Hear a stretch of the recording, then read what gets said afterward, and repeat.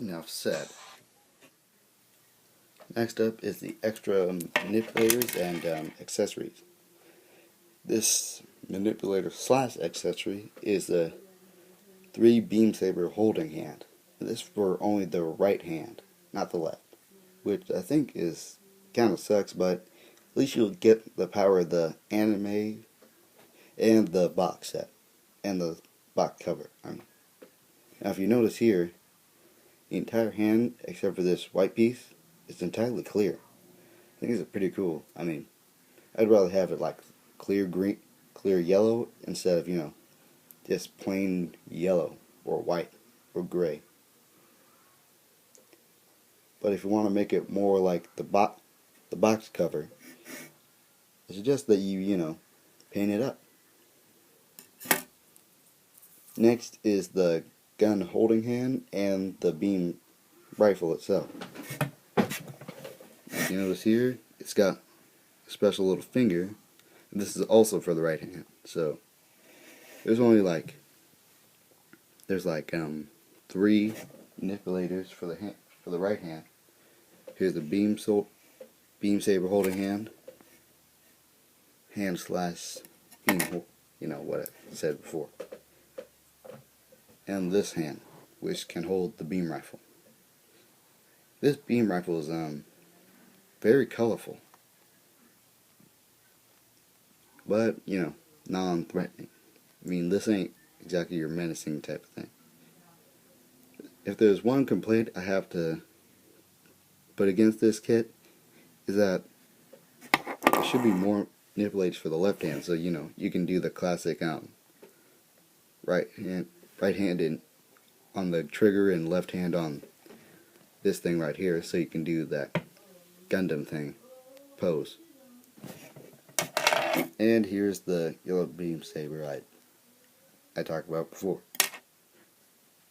Also, I'd like to say something. This hand right here, this is the arm. This is the left arm, and I accidentally broke this arm, and so I had to glue it like this, so it's stuck. You see, can't turn it, and if I did, it'd probably break. So be careful with these kits. They're not as tough as regular toys, as American toys. These things can break kind of pretty easily.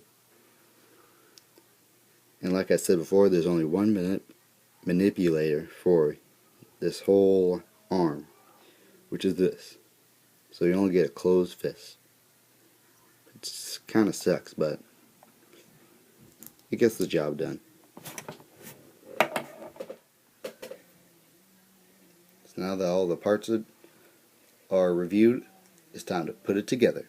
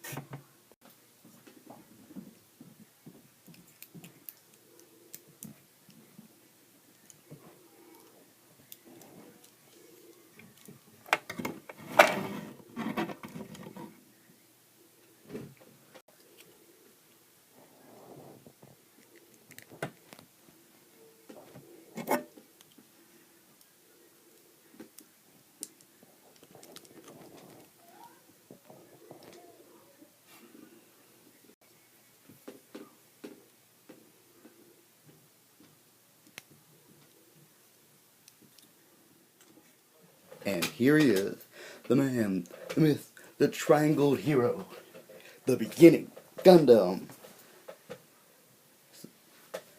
Yep, I just did that. Anywho, back on a more serious note, sort of. What do you think of this whole triangle-like approach? Personally, I think it's pretty cool. like I think it's a very interesting approach to how they made this, which was an actual Gundam. Like in a whole full-length series. Because that whole video game and action figure combination would make a pretty cool real life concept. Because let's face it, there are a lot of people who make these robots, and there are like millions of people who like playing video games. Plus, this would introduce a lot of people to Gundam itself. The robots, the show, who created it, and all that. But now onto the Gunpla itself. I think that it's pretty cool. Now, I went with this manipulator slash gimmick because it's just so cool. I mean, think back to any other robot that has this kind of thing. This guy could give Zoro a run for his money.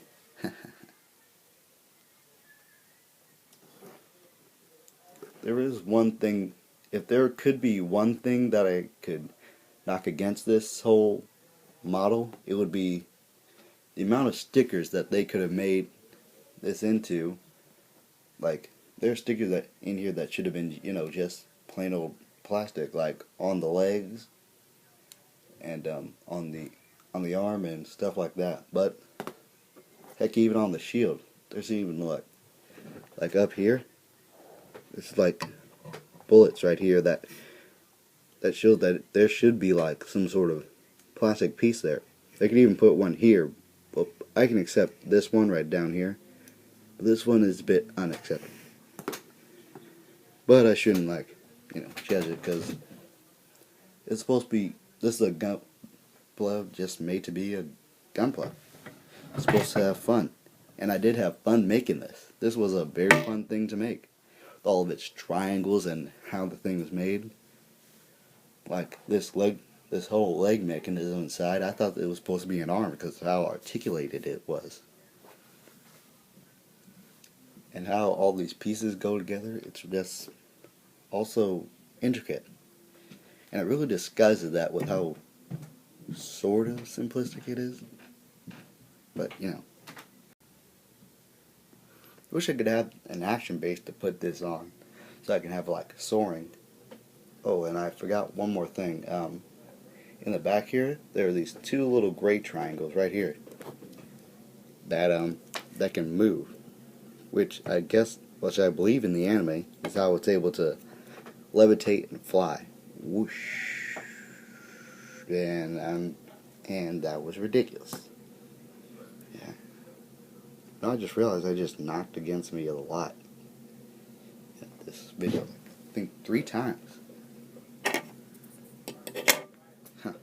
That's probably not. But anywho, let's get on to how it looks with just, the beam rifle. And here it is with the beam rifle looking a lot more menacing than I thought it would. Now that I look at it like this, it does look actually kind of police-like, if that makes any sense. I also like this whole thing with it. The beam rifle also having a lot of triangles. So very angular in its thing. Some people might think all these triangles would be gaudy, but I think it's acceptable. This is just very cool. And I say it's like a police because it's got this little gun and it's got this demeanor about it when its head is down. Kind of like a cop. Does that make any sense? So this is going to wrap up my review of the MS of the beginning Gundam. Stay tuned next where I'll review the entire Gunpla itself. All of its faults, the positives, the negatives, and what I think about it personally, and what I think about the type of people who want to buy it. Until next time, the coldest blood runs through my veins. You know my name, Shroud Savage. Out. Eat your heart out, Amuro. Eat your